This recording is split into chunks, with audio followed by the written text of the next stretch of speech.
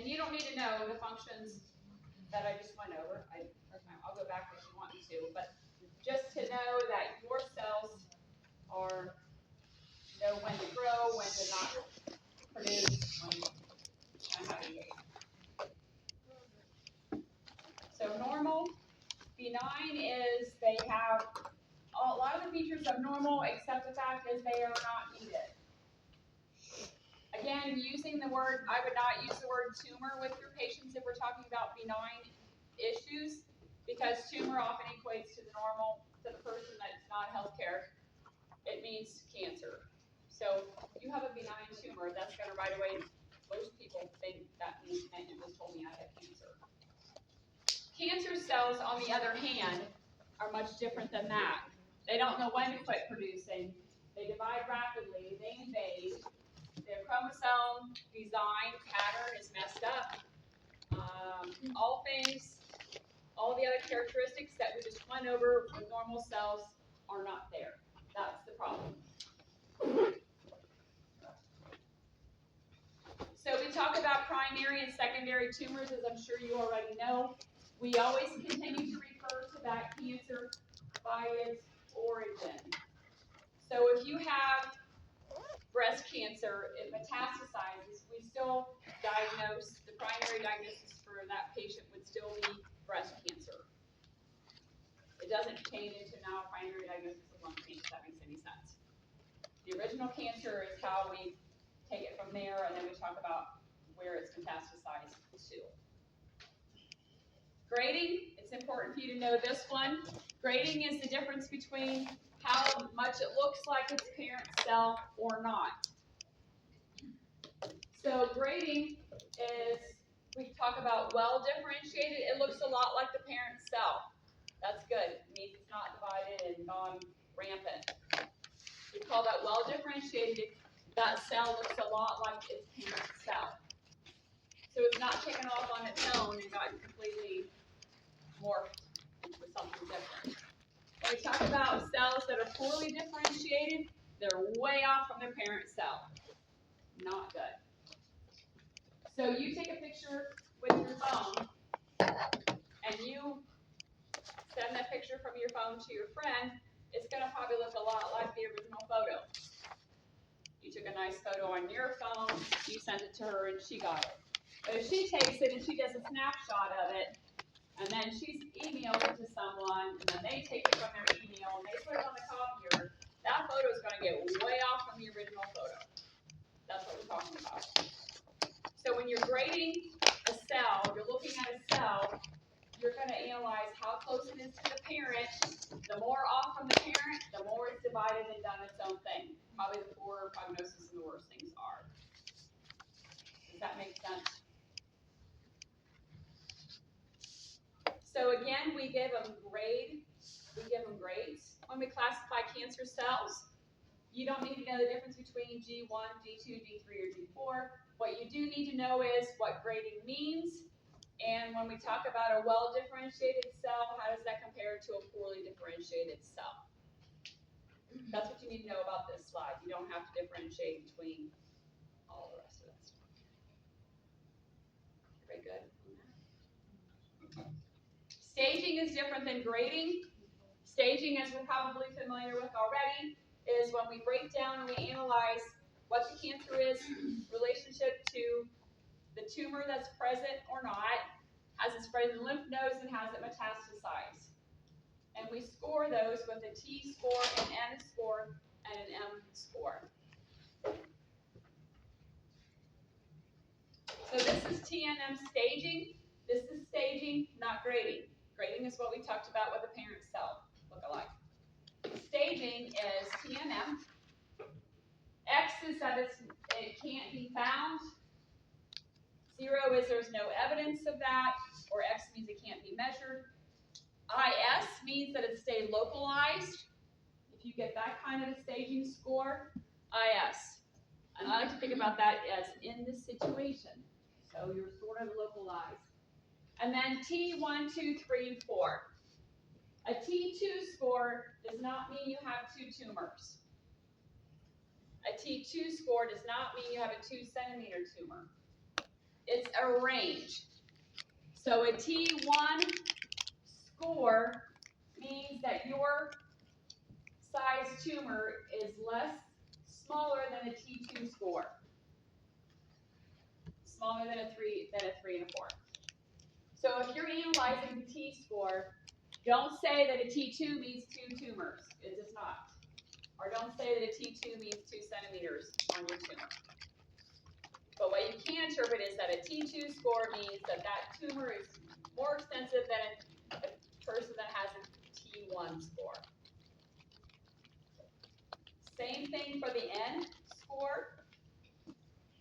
So NX means that it can't be measured.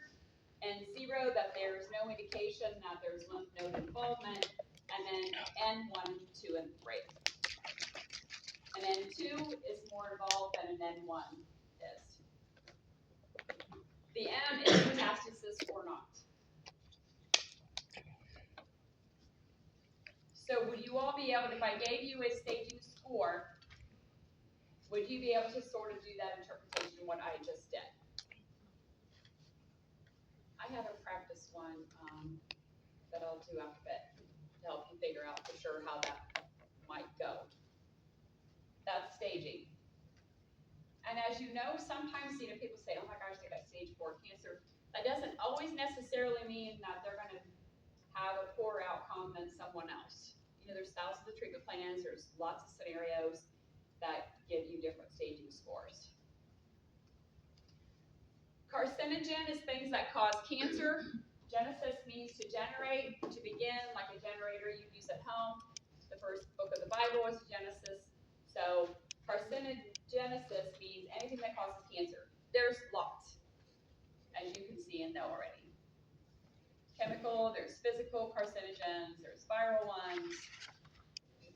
This is a mnemonic that's often used to know different warning signs of cancer. This is a good patient education piece. This is a good community awareness piece. So you're a nurse and you're teaching a community wellness class about signs of cancer. So the mnemonic CAUTION is often used to kind of help patients or help you as a nurse sort of narrow down all the different indications that may be suggestive of cancer.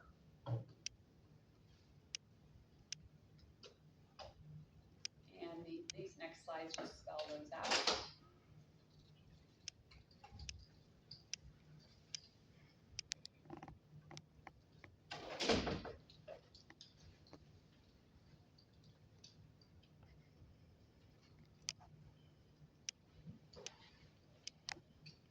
Okay, risk factors.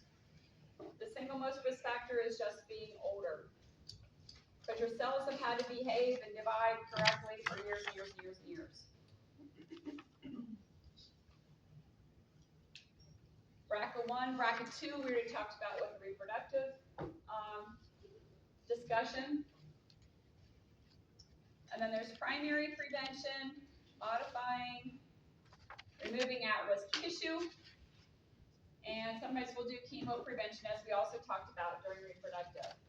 No, you don't have cancer, but we're going to do things to give you something, maybe chemo, to prevent those abnormal cells from converting into cancer cells.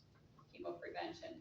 You don't have to know this slide, but there are definite vaccines that are continually being produced.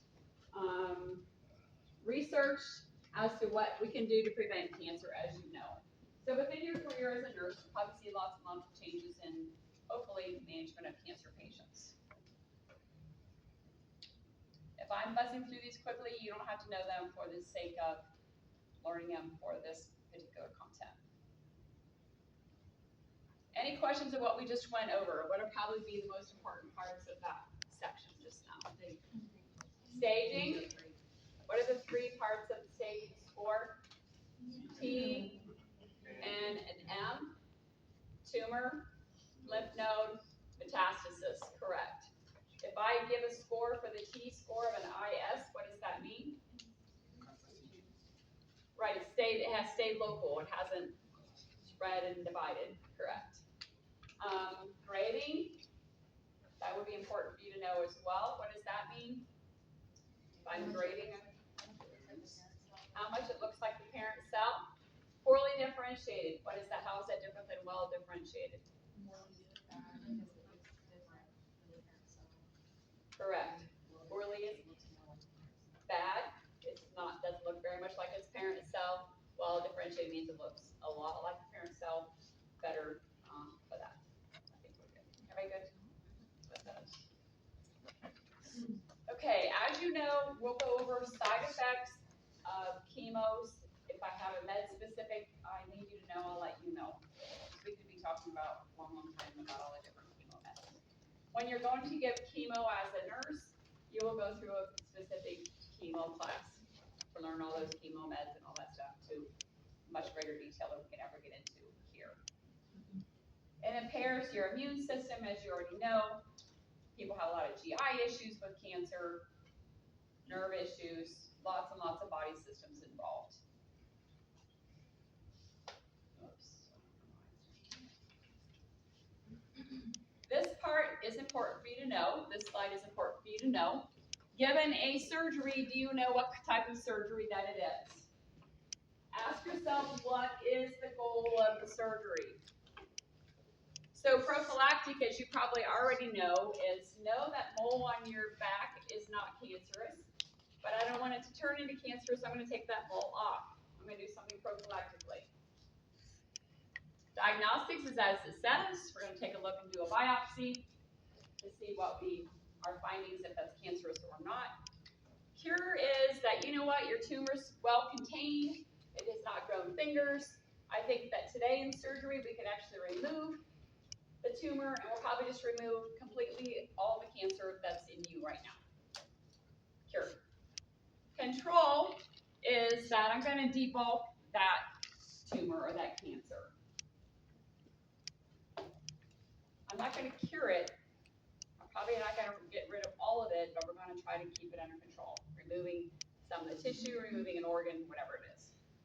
Palliative, if the goal of surgery is to improve your quality of life, that's the category that would fall into. I'm not going to cure your cancer that's on your spine. I'm not necessarily going to scrape away tissue to control it, but I'm going to try to help you be able to have less pain in your spine. If that's the goal of surgery, that's called palliative. Or I'm going to improve your movement. I'm going to remove part of your cancer in your arm so you have better range of motion. Is it going to improve his quality of life? It is. It's going to fall into the category of palliative. Second look is as it says. Second look is that we've given treatment. Now we're going to see what's going on with that cancer. And then reconstructive is pretty self-explanatory. So if you had to identify what type of cancer treatment the patient's undergoing, ask yourself, what is the goal of the surgery?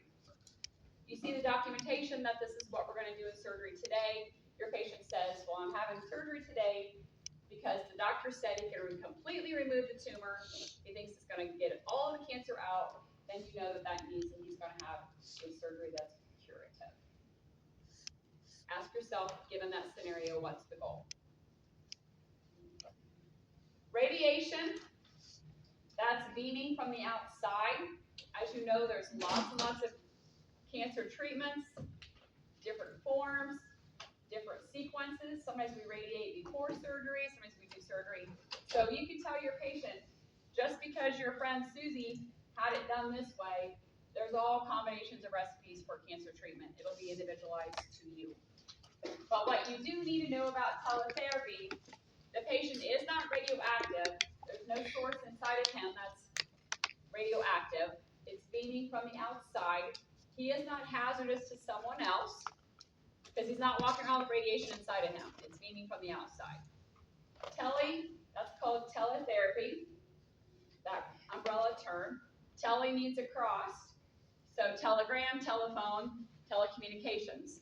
So tele means beaming from the outside. That's how you're destroying that tissue. So he is not radioactive.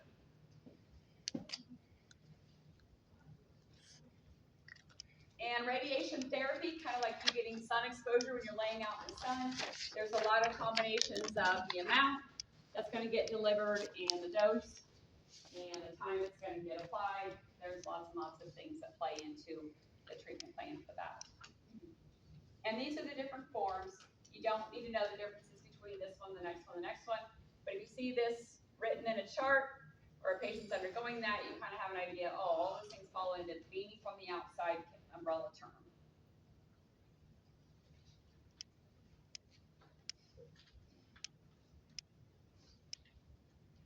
This is an important slide to know. The site that gets radiated oftentimes gets very sensitive, gets blistery looking, gets inflamed. So that's an important part of your teaching. And the bone often gets brittle in that area as well due to the radiation. So your patient teaching, if your patient has a site that looks like that, is when you get done out of your shower, pat dry it. Don't be rubbing hard on it, right? Don't put any harsh lotions on it. Actually, don't put any lotions on it unless they're prescribed to you. I don't want any nice smelling Bath and Body Works lotion on there. Stay away from sun exposure. Think about the last time that you had a really bad sunburn that perhaps looked like that. How did you manage that? I want you to stay hydrated.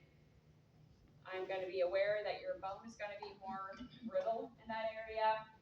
You may have hair loss in that scarred area. You obviously won't have head loss, hair loss, because we're not giving you chemo. But if any of you have ever had a scar, sometimes you recognize that the hair doesn't grow back. Have you ever had a scar on your head or an area that has on your arm? So hydrate, hydrate. Careful on the no rubbing on that, nothing harsh on there, nothing but prescribed lotion on there. Take really good care of that area because it is sensitive, it's blistery, it's sore. No direct sun exposure. Your patients will have sometimes markings. Don't rub them off. That's the blueprint for radiation.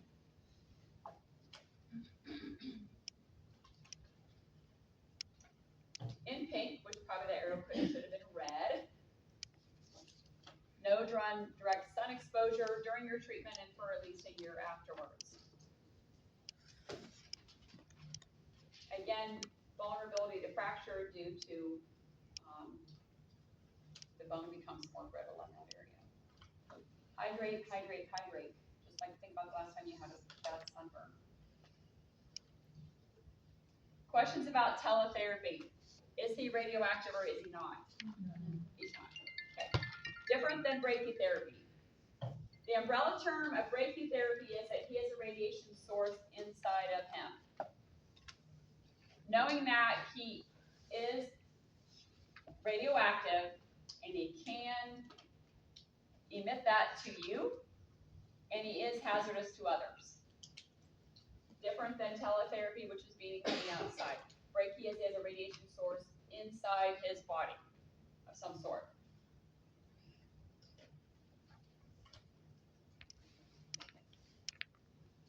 So, yes, you're going to be radioactive. The question is, are your wastes going to be radioactive or are they not? The waste products will be radioactive if that radiation source is not sealed. So I gave that patient a PO radiation medication today. When will that radiation be out of his body? I gave it to him by mouth. After the half-life, after he's cleared that medication out, right? I gave you your last pill today. Doesn't mean you're done being radioactive this morning. Think about the last time you took an antibiotic. You took an antibiotic today, but your urine still smelled like antibiotics for hours after that, right? Because your body is still clearing that antibiotic out of there. So if it's unsealed, as in it's got to go make its way through your urine, your wastes are going to be radioactive as well. And it's going to be radioactive until that medication has cleared out of your body. Which typically, if you looked up the half-life, you can probably figure out exactly how long that would be. Typically, we tell patients 24 hours after your last medication. But you as the nurse, recognize that he is radioactive and recognize that his waste products are going to be radioactive in these circumstances. Or if I've instilled something that's sloshing around in the abdomen, it's not sealed in some little capsule, how does he get rid of that radiation? He still has to urinate that out, right? So he is going to be radioactive. His waste is going to be radioactive. Everybody good on that? Different scenario for this patient. He has a sealed capsule that contains his radiation that has been implanted in there by a healthcare provider. It's been inserted into the uterus. Is he radioactive? Does he have a radiation source inside of him? Yes. Yes. Oh, I should say she if I gave you the uterus scenario. Just so you're paying attention. She is radioactive. Are her wastes radioactive? No. Because do her kidneys have to get rid of that radiation? Doesn't get peed out correctly. When is she done being radioactive? When they come and take that capsule out of her body. You guys good with that differentiation? So she's radioactive, the radiation source is inside of her. Her kidneys are not going to void and pee that radiation out. It doesn't process through the kidneys. She's done being radioactive today when the healthcare provider comes in, removes that capsule. She's done being radioactive. Her waste products have never been radioactive. You are going to need to know the safety and differences between this one and the one we just talked about. It'll be clear in the description as to which is which.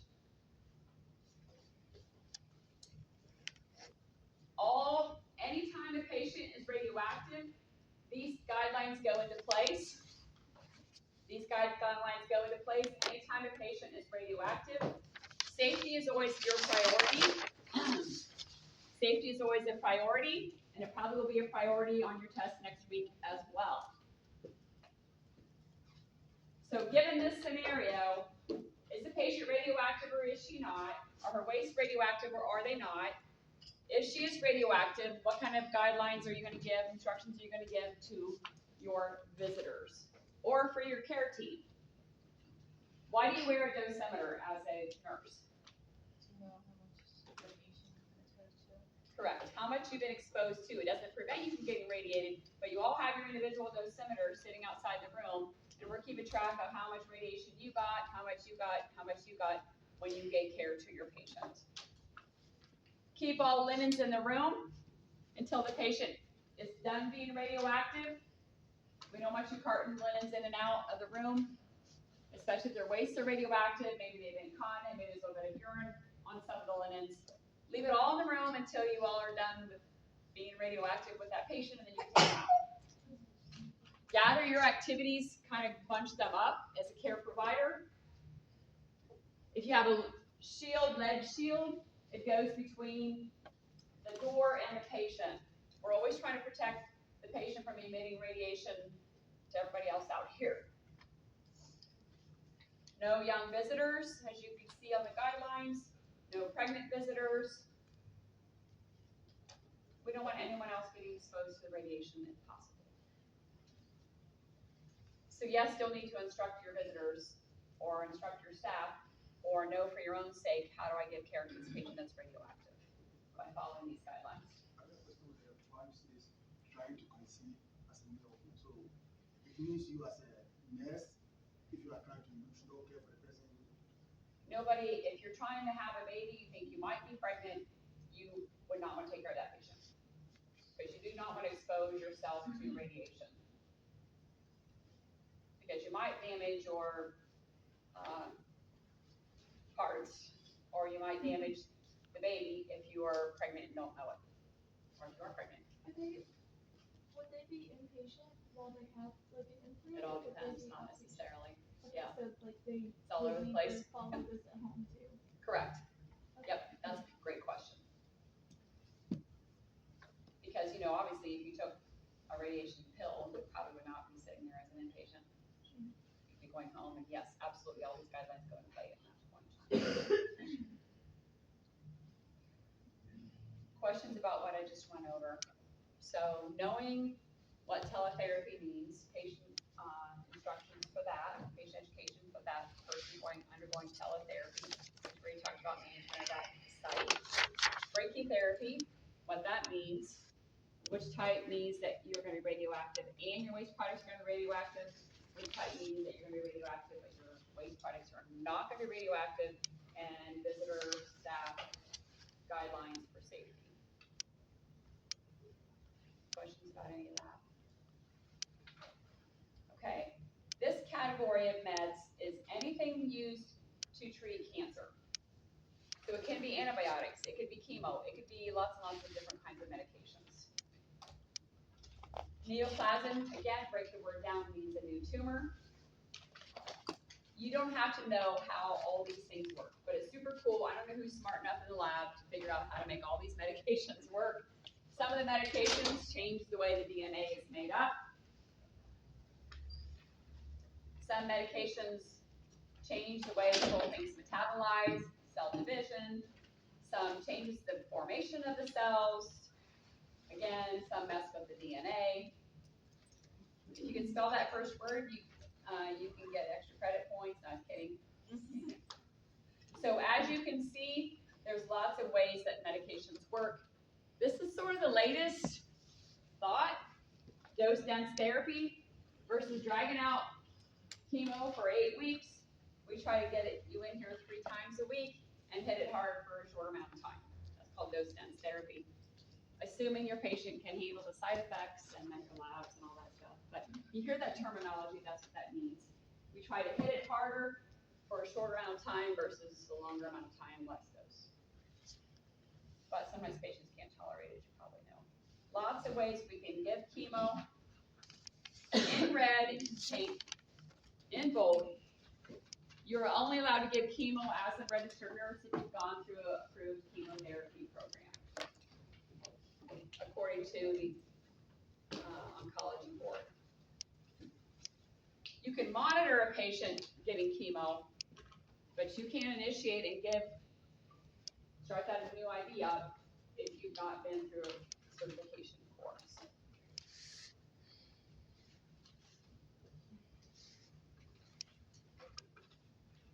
We had an interesting discussion in clinicals, after clinicals Monday. A student was talking about the fact that they were allowed to do something that wasn't. The institution they worked for allowed them to do a certain procedure that wasn't approved by the board, but the hospital said, we got special permission to let you do it. It's not really approved by the board, but our policy says that you're allowed to do this procedure because we have special permission. That doesn't make sense to me. If I'm the administrator and the board says you can't do it, why would I go through the process of getting special permission for you to do something that the board says you're not supposed to be doing? So that's my take on that. And we had a little discussion, and the student goes, well, I just said I'm not going to do that because I don't feel comfortable since you just told me the board doesn't allow me to do that. If you're an administrator, I would not, if the board says this is the rule, I'm not sure why you would ever go against that, right? I just think you're just taking a chance, a big risk, but I'll get off my soapbox about that, probably won't. Stick up for what you know is right. Look into your scope of practice. If it doesn't feel like it's right, look into it. If it's not right, you're not allowed to do it. You're not competent. You don't feel good, comfortable doing it. Speak up. It's your license on the line. It's the patient's safety on the line. You worked too hard to get your license, so just say, well, I probably shouldn't be doing it, but I'm going to do it anyways. Speak up for yourself. Protect your patient. Okay, everybody clear on this one? Okay, this is important. This is an emergency. This is something that you're going to need to know for sure about. What this means is that you've got your highly toxic chemotherapy you're giving to your patient. The angiocath has become displaced, and instead of all that toxic medication staying in his bloodstream, it has gone out into his tissue because you have an infiltrated IV. So it's eating the tissue in that area because that IV is not in place. You can prevent this extravasation. You can prevent it. And you can say, well, I can't really help an IV being infiltrated. No, you can't do that part, maybe. But what you can do is to monitor your IV site frequently. To prevent that, as soon as it becomes infiltrated, get that out of there so it doesn't start eating the tissue away around in that site.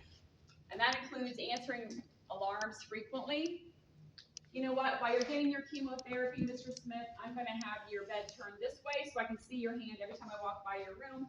I'm going to ask you to please have your hand outside your bed sheets while you're getting your chemo.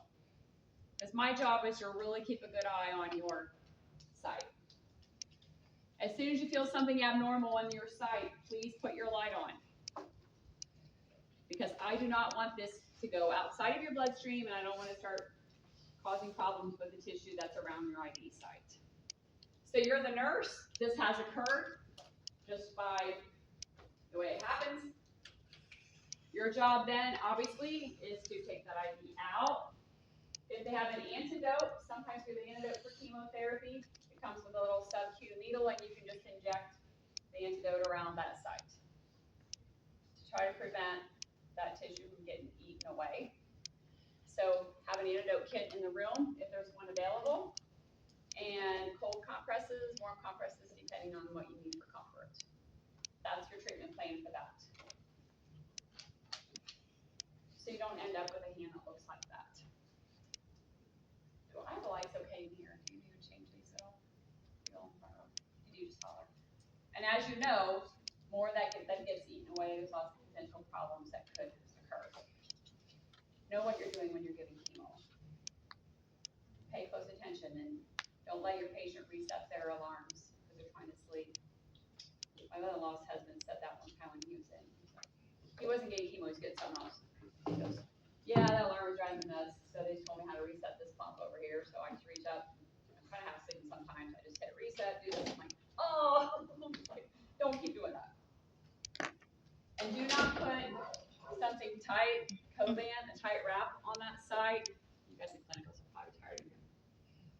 That's too tight and doesn't allow you to view the site, right? It makes no sense. It can be prevented. Questions about that? Yes, it's critical. Yes, it could be a potential emergency. Yes, you're going to need to know that for next week. Students have asked me, how do I know how to start studying for the final? Emergencies, crises, life-threatening situations, they'll all be on there in some format. Guaranteed. Because no matter what setting that you're in, you may encounter that problem or situation. So if you're trying to sort through what to absolutely start studying for, what to flag and tag in your notes, just start going through there and ask yourself what kind of falls into that category. Okay, you're giving oral chemotherapy, including your caregivers at home.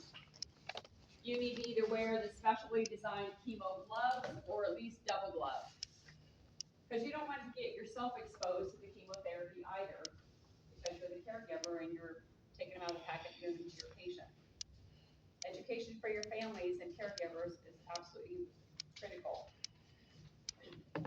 So either double glove or chemo glove, gown, masks. We want to protect you as well.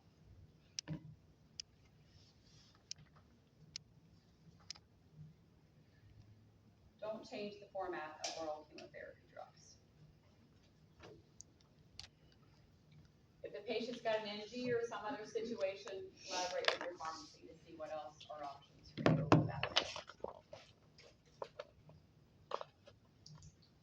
Side effects related to chemotherapy, as you know from probably people in your family, people you've taken care of, there are lots. One big issue is bone marrow suppression. It destroys circulating blood cells. It's not just, oftentimes it tackles the cancer cells, but also tackles all the other cells that's going on in the body. Go back to that for a second. So you're going to have decreased white blood cells, and the nadir, N-A-D-I-R, is the rock bottom point of low blood cells. It's called nadir. For chemo today, your white blood cells are going to be at their lowest in 7 to 10 days. That's just the way it goes. So if you give your patient chemo today, and you say, okay, tell me about what you're going to do in the next week or so. What kind of restrictions will you give to him, knowing that his white blood cells are going to be rock bottom lowest in another week? Can you write whatever you wrote? I sure can. Yeah, we just. See, I like my whiteboard right here. Like, can you tell? Like, they're like, it's right over here. Like, I like it right there, so I can just write it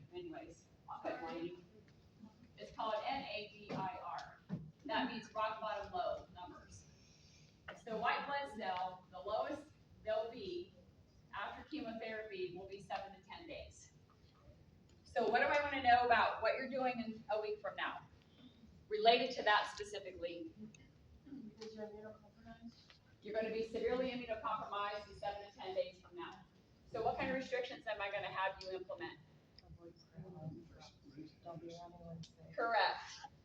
So knowing your white blood cells are going to be lowest in a week from now, just by the way chemo's designed, I don't really probably think it's a good idea for you to go to church in that time frame, to go to, tell me what your activities are. I can't wait to go to Thanksgiving in a week from now. Okay, let's have a little conversation about that. Who does that involve? Because your white blood cells are going to be at their very lowest, all those things that are going to increase your risk of getting infection probably should be restricted. The lowest red blood cell count, erythrocytes, is in 2 to 3 months from now.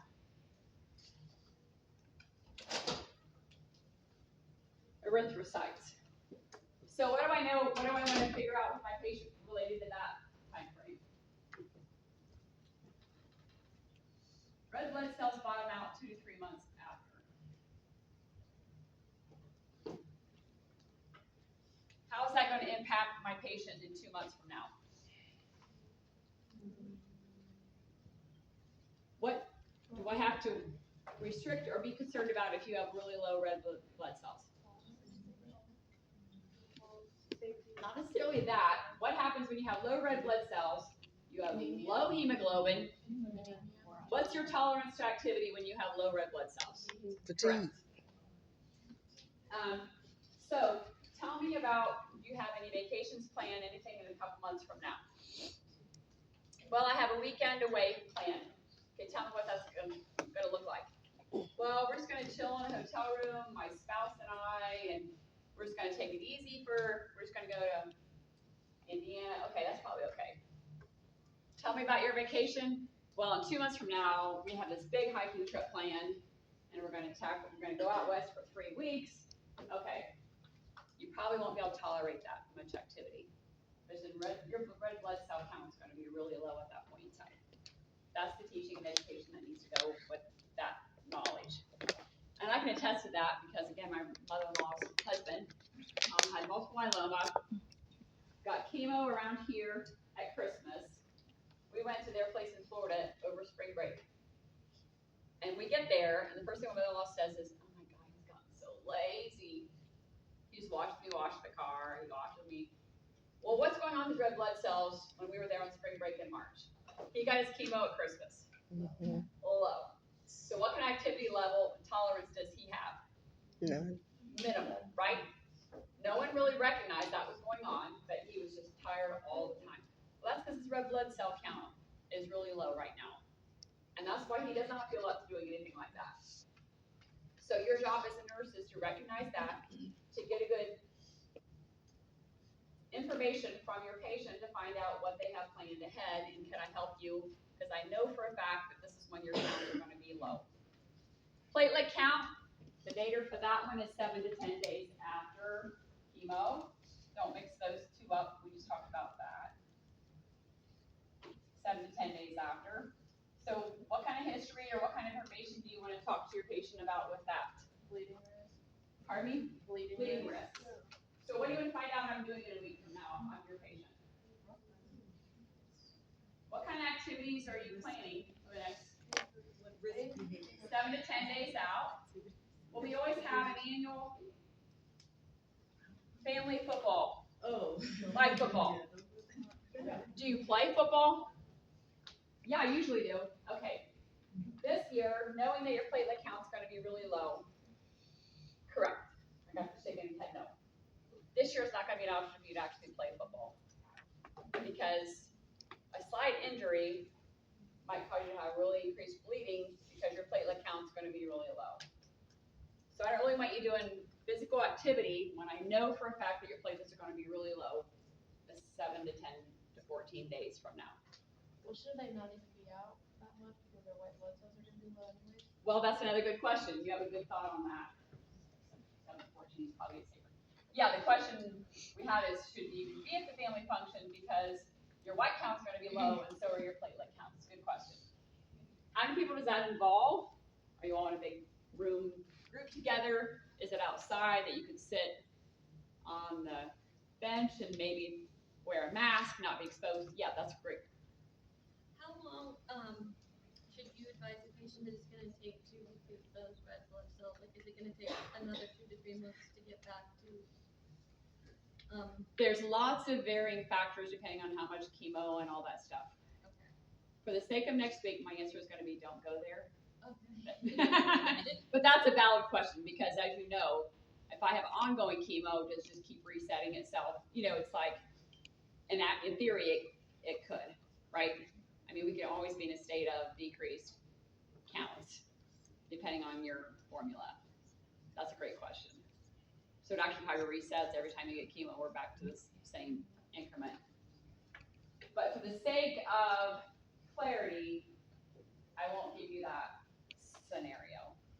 And as you know, but that's a great quality as a nurse. I'm just teasing when I say that. You all, when you critically think through all that stuff, that's great qualities when you're the nurse. When you're as a student, just stay in the lane. So your patient gets chemo today. It will be the scenario. And then I should probably put 7 and 14 just to cover that. So your patient gets chemo today, and you want to do what kind of history? Or he got chemo and he said, this is my plans for 2 weeks from now. You're like, okay, what goes with teaching with this one, and that one? If you answer that question correctly, that tells me you understand when the naders are, you understand what goes with decreased white blood cells, the issues with that, decreased platelets, issues with that. Because we can't say, you're going to get chemo for the next year, you can't do any of that stuff forever, not until forever. Because that's not realistic either, right? So it's important for you to understand what those 3 words mean, when they bottom out, what teaching will go with each of those 3 counts being depleted. Everybody good with that? But you're exactly right. It's not, there's lots of combinations of chemo, and that's why I pay close attention to your labs always when we're getting chemo. We want to make sure we don't bottom you up to the point where you're going to have problems with even staying well, or not bleeding, not bleeding to death, or not having low hemoglobin. Neutropenic precautions, some of you have had that before. That means you're protecting him from getting your germs. Usually, contact precautions, those kind of things protect you as a nurse from getting his germs. And neutropenic is the flip side. He's got a low ANC count, a low white count. He's very vulnerable to getting an infection. You're going to protect him from you. So if you don't feel well today, don't take care of him today. There's no list of magical equipment you need to wear when you walk into the room. I would always for sure wear gloves and masks. Because why are you breathing on him, your germs, even if you are feeling well? It doesn't make any sense. So mask and gloves for sure is what I would wear. Contemplate the gown if you, depending on who else you're taking care of today. And we're going to try to avoid anything else that might introduce germs to you. We used to say no fresh fruits and vegetables. And that's kind of hard to live with, right? You don't stay well if you don't eat fresh fruits and vegetables. So we kind of now differentiate between fruits that are easy to wash. So think about how porous peaches, plums, and those are. Those are probably not a good idea. A hard apple that you can wash off and scrub really well is probably okay for fresh fruit. So just using common sense on some of those things. If I can't wash it well, it's probably not something that I should be eating if I got low immune system functions. So that's the differentiation now. As the nurse taking care of the patient, you're not allowed to take care of anybody else in isolation? I would not. That's Or first just question. follow hospital policy? I would not take care of somebody that's got a MRSA over here and then walk into this patient's room. That's a great question. Because that doesn't make sense that you're potentially moving active MRSA over here and walking right into the room next door and taking care of this guy that has no ability to fight off infection. That's a great thought.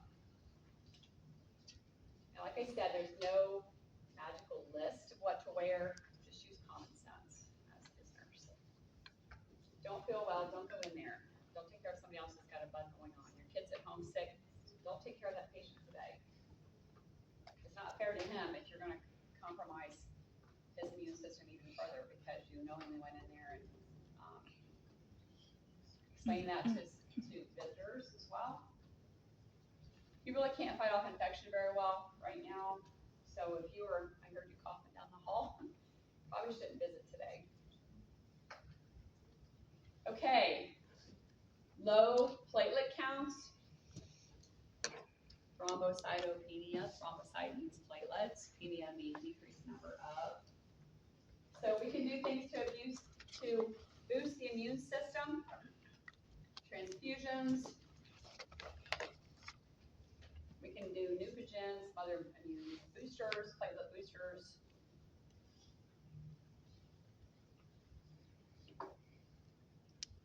Nausea and vomiting, our goal is to ward that off before you get sick. So a lot of times we'll give them an antiemetic before we even get started on chemo. I know you haven't gotten sick previously, but we don't want you necessarily getting sick today with your chemo. I'm gonna give you an antiemetic. This is gonna try to hopefully keep you from having nausea and vomiting after you've gotten your chemo today.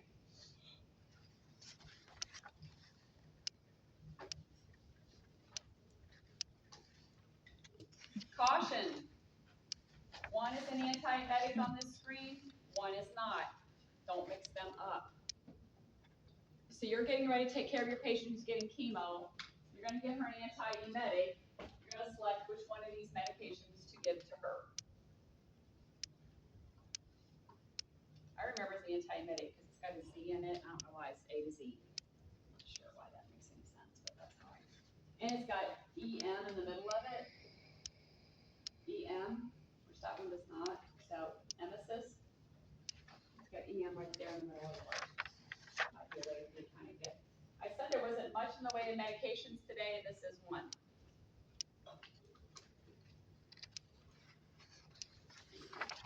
I want you to try to eat some food when your stomach can tolerate it. I know you've been nauseated from your chemo. Just like when you had stomach flu, same concepts. You haven't been feeling well for a while, but I know when you do start to feel better, eat some dry crackers, something that's eating on your stomach. I'm going to try to ease into this. Treating mucositis, those who all learned probably prior to nothing's going to irritate the mouth. Hair loss, it's temporary. It grows back in sometimes, different color, texture, thickness. There is some success with cold cap therapy. So patients will go for cold cap therapy treatments before they start to get their chemo. And it changes the follicles and it convinces the follicles it programs the follicles to not have hair fall out during chemo. So patients have evaluated, like I said, it's got some success. So it might be something when you're talking about planning chemo ahead of time. There is this concept that's called cold cap therapy. It works for some, it doesn't work for others. But if you're concerned about losing the head of, the hair on your head, some patients have had good luck using that therapy. I don't know that it's covered by insurance. I don't even know if it's expensive there, but I know that it's been working for some folks. And there is such a thing as a chemo brain, where it reduces the brain's ability to concentrate, so that's actually a thing. And they're like, oh my gosh, I just can't think. Well, yeah, that kind of unfortunately goes to chemo. Neuropathies, you studied those a couple weeks ago with neuro. I'm not going to spend any more time on that. Preventing injury, always, of course, safety, safety, safety.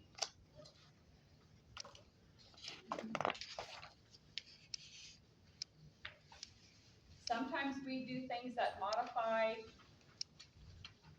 the messaging, and somebody's will have increased inflammation. We went through that when we went through rheumatic disorders weeks ago.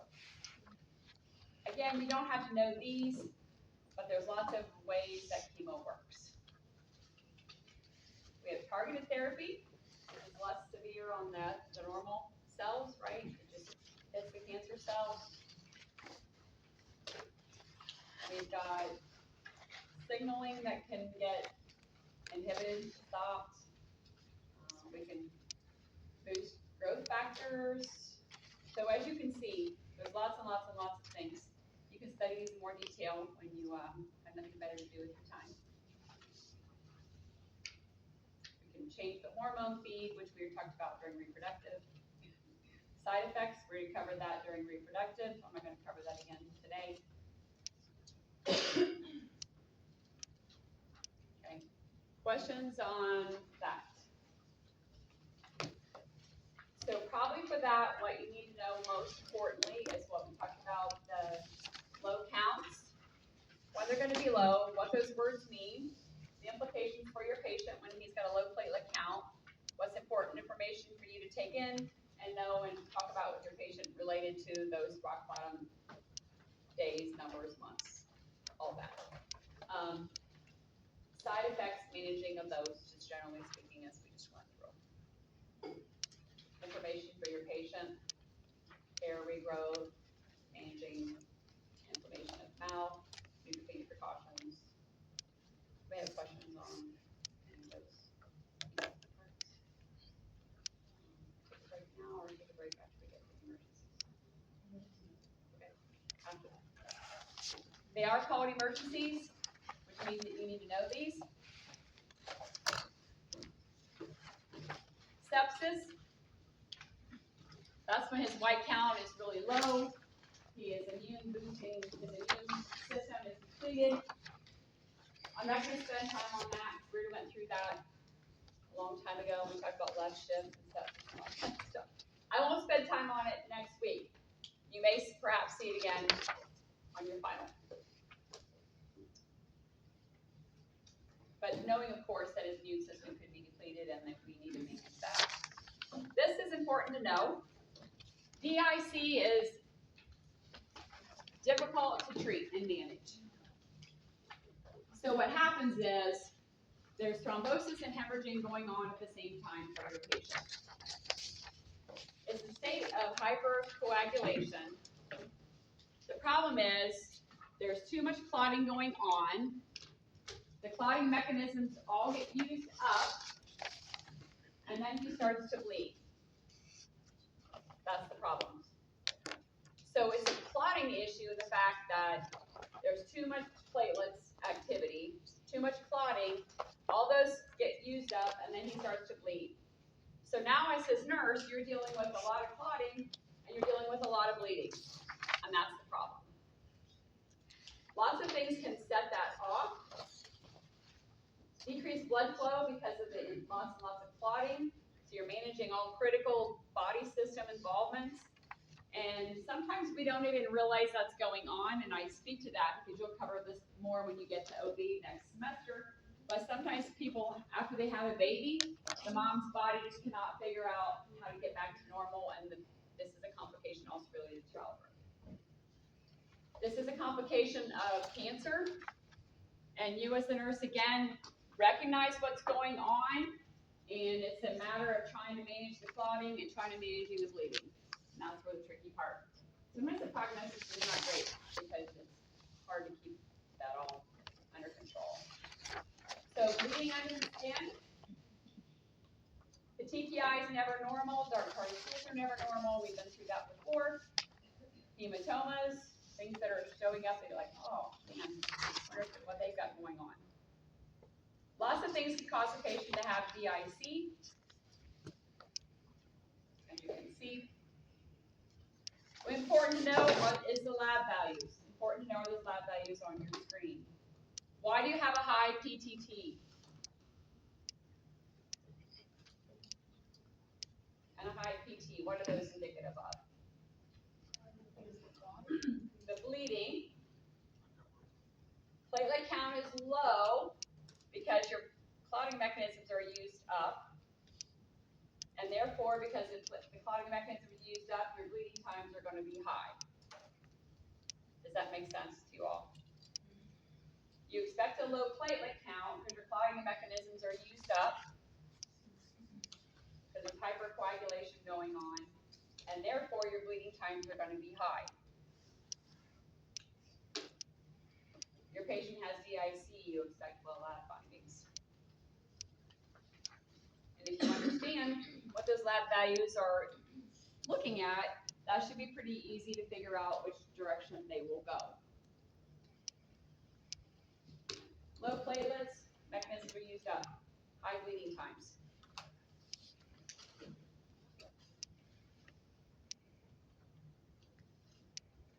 So we treat it with platelets sometimes because of the bleeding. We treat it with heparin to treat the thrombosis, and now you see we got platelets going in this side and we got heparin going in this side, and they seem to be contradictory. Yes, they are. It's a hard balance to get that all back to normal. Prognosis sometimes is not good because we've got hemorrhaging, clotting, all at the same time. As I said, there's symptom management. We try to keep both of those components under control. Questions about that one? Your job as the nurse is to recognize that whether it's indicating that this patient's having increased bleeding, to know what lab findings may indicate this condition, and collaborate with your team about what's the best way they're going to manage all of that. Okay, SIADH syndrome. I think we've talked about that before. The cancer can affect the kidneys, or maybe it is a kidney or renal cancer, as we talked about last week a bit. A lot of water gets reabsorbed, causing the patient to have low sodium counts.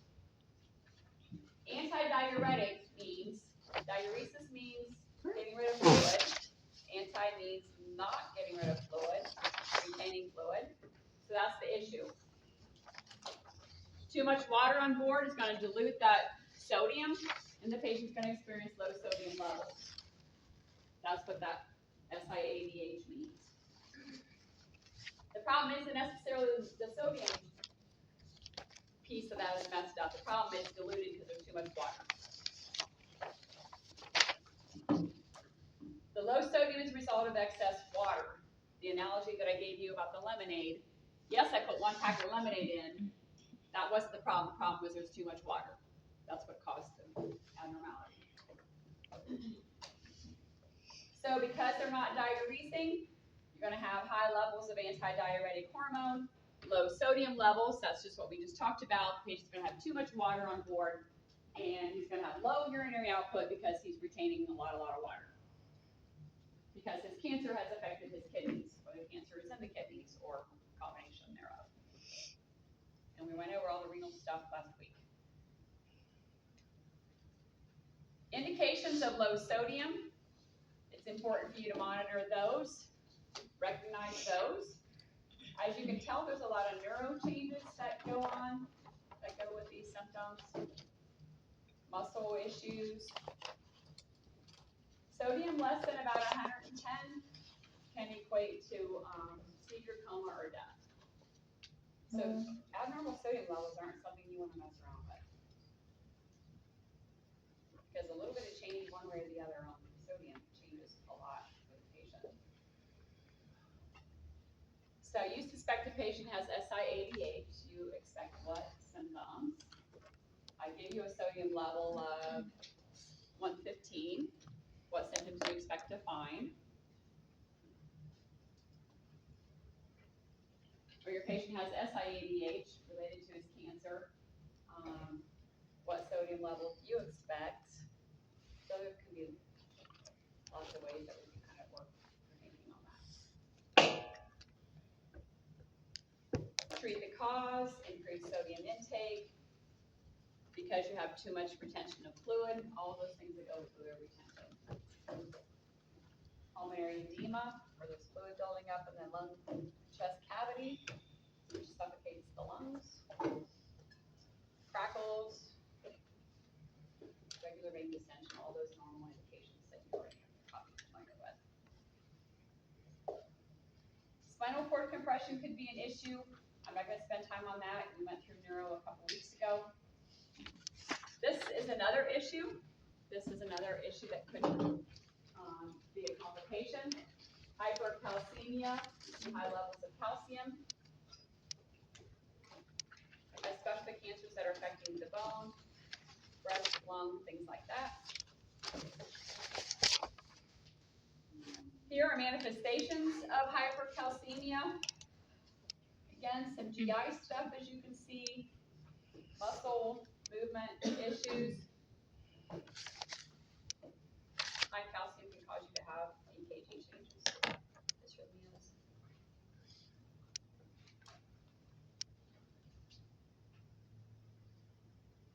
And again, you don't have to know the treatment for that, but there are different avenues that we use to try to get that calcium back down to normal. This is another important emergency, superior vena cava syndrome. Your tumor is pressing on that patient's superior vena cava. That's the big mainstream vessel that provides blood to your heart and vital organs. The patient may present looking like this patient on that left-hand side, right-hand side, even you're looking at it. Because his superior vena cava is being compressed, just picture him appearing to you as if he has a rubber band right here on his armpits. Everything above that is going to be red, congested, hot in appearance. Some of you missed the question on the autonomic dysreflexia last test. And that patient, he was red above his injury, right? That's how you memorize all those little symptoms. If you're red like that, are you groggy? No. How are you? Probably if you have high blood pressure, a red congested face. How is your affect? Pardon me? You're going to be apprehensive, restless, all of that. You're not going to be groggy. When you picture somebody that's got a pale face, that's when I equate that to somebody being lethargic, groggy. That's not how he's going to be, and that's not how your patient with autonomic dyslexia is going to be either.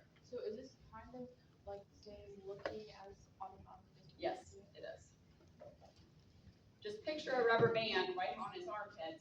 Everything's congested, full from here on up, because he's got his superior vena cava that's getting pressed on. And all the blood that's supposed to flow in is being obstructed. So he's going to have shortness of breath, of course, because he's got pressure on his superior vena cava. All the things, nasal stuffiness, lightheadedness, headache, all the things that go with that real full congestion up here.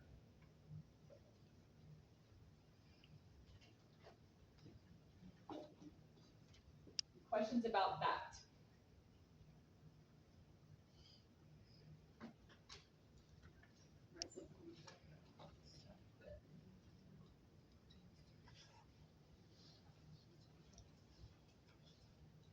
Before and after treatment. I'll go back to this one. One thing that they talk about, which isn't on this slide, but I'll write it down. I'll write it down for there too. They call one of the symptoms Stokes collar. I don't know who Stokes is. Someday when it does some condition, you'll read about me in yours, but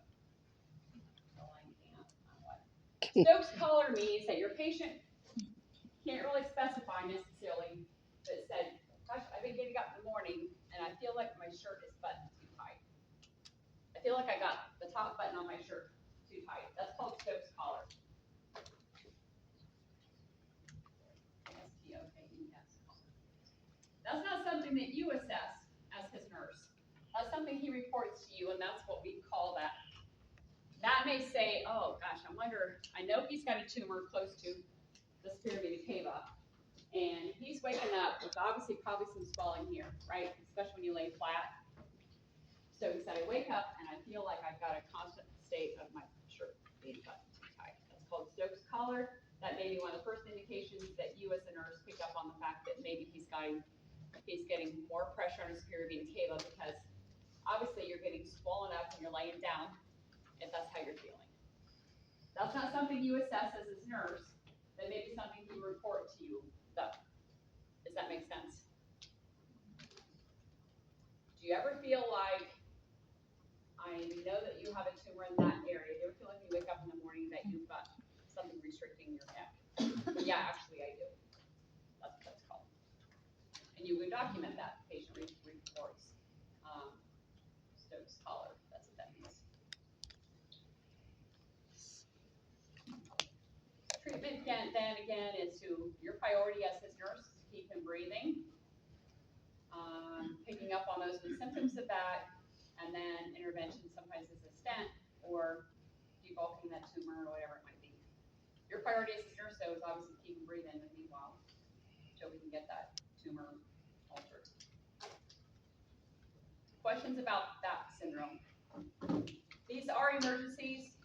You will need to know at least several of these because it's important, like I said, no matter what setting you're in, your patient's undergoing cancer treatments. Are you staying aware of complications that could be occurring? Tumor lysis syndrome, lysis means breaking down. That's when the electrolytes flood the bloodstream. So your tumor is getting broken down, which is good, cool. It's getting destroyed, but what happens is all those electrolytes from that tumor invade the bloodstream gets overwhelmed. And pretty soon you've got abnormal labs that you're going to have to deal with. The three specific electrolytes that seem to overwhelm the bloodstream are the phosphate, the potassium, and the uric acid. So you suspect your patient has TLS.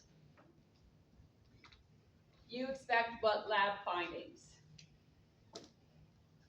So look for the high phosphate number, high potassium number, high uric acid number.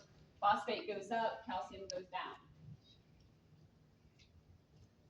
Most likely that'll be a number that you're going to recognize, not necessarily that word. Again, if we give you abnormalities, we'll give you high enough or low enough or normal that you'll know that. So what three electrolytes will be elevated? Which electrolyte will be decreased? And it's a result of the electrolytes flooding the bloodstream too rapidly in the bloodstream, you can't keep up.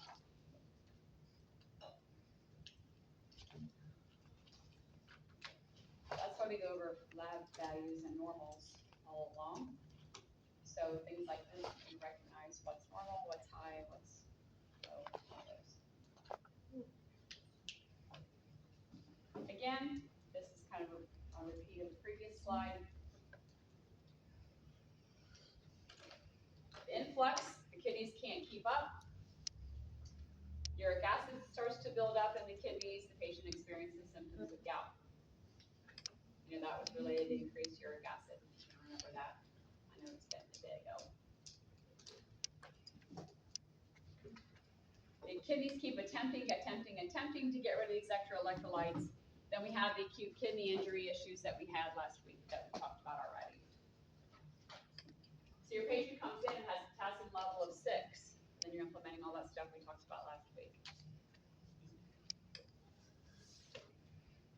Check your electrolytes for this patient. Know what to find for electrolyte levels. Questions about the oncological emergencies. In one sentence, what goes on with DIC? Bleeding. Why do you have bleeding? Too much clotting. What labs do you expect to find? High PTT, low platelet. IPT, low platelets, correct. Symptoms that go with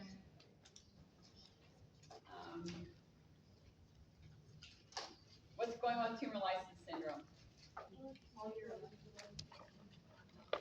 Okay, which three are going to be elevated? Potassium, phosphate, uric acid. Potassium, phosphate, uric acid, which one then will be decreased because your phosphorus is up? Calcium. Is that the same as kidney injury? It can cause kidney injury. Well, it can cause it, but aren't those lines the same as kidney injury? Same direction? Yes. Good question. Yep. No. You're exactly right because the acute kidney injury causes your strainer to not strain that stuff out. It keeps getting produced, builds up. You're exactly right. Yeah, good thought on that. Superior vena cava syndrome. Symptoms that go with that. Tomato head, all right. He may report what to you? Stokes collar, what does that mean? Yeah, that feeling, that dyspnea, all that stuff. Everything that's problematic for that patient is from here on up. It doesn't involve stuff down here. It involves dyspnea, lightheadedness, congestion, nasal stuffiness, jugular vein distension, all the things that are indicating a buildup of congestion up here. So the blood's supposed to be dumping in your superior vena cava and increasing its way through the heart. In his case, his tumors impeding his superior vena cava, causing all that stuff to back up here. That's why he looks like a tomato head. Correct. Never had that little analogy in my brain now. There. What other emergencies did I cover? Spinal cord compression, we're not gonna go over that. We won't go over sepsis this time around. What else did I cover? SIADH. Okay, what's the problem there? What lab value is the issue there? And that's related to too much fluids. It dilutes it. Symptoms that indicate low sodium levels. Could you rattle those off or recognize those if you needed to? All of those. What else? Extravasation wasn't part of this section. True or false, you can prevent that? Yes. How are you going to prevent that potentially? Watch your IV side. Okay, unfortunately it has occurred. What are you going to do about that as his nurse? Take it out. Antidote. If there's one available, usually it's sub-Q that's in your room, should be in your room. Cold or hot. And then you just inject the area with the antidote. Sometimes warm compresses bring comfort, sometimes cool does, like you're managing a sprain. So, yes. Notify the healthcare provider. What is your priority action in that case? Priority action, you go in and his hand looks like the one on the screen. Stop the IV and give the antidote. Because if it's eating the tissue, hopefully if you get an antidote soon enough, you can prevent that from continuing to eat tissue away. Can you aspirate, aspirate the site? Yes, sometimes we can do that too. Yep. If it's a priority question, your job is to keep it from spreading and causing damage. Then we'll deal with the compresses, then we'll deal with notifying the healthcare provider, but act on the spot. Do we have any other emergencies that I covered? PIC, we went through that. What else? The other ones? You'll have at least a couple next week because it's important for you to recognize those. All right, and what's that? I know, and it's awful. And it's awful as a care provider because you are doing that. Here's heparin, here's platelets,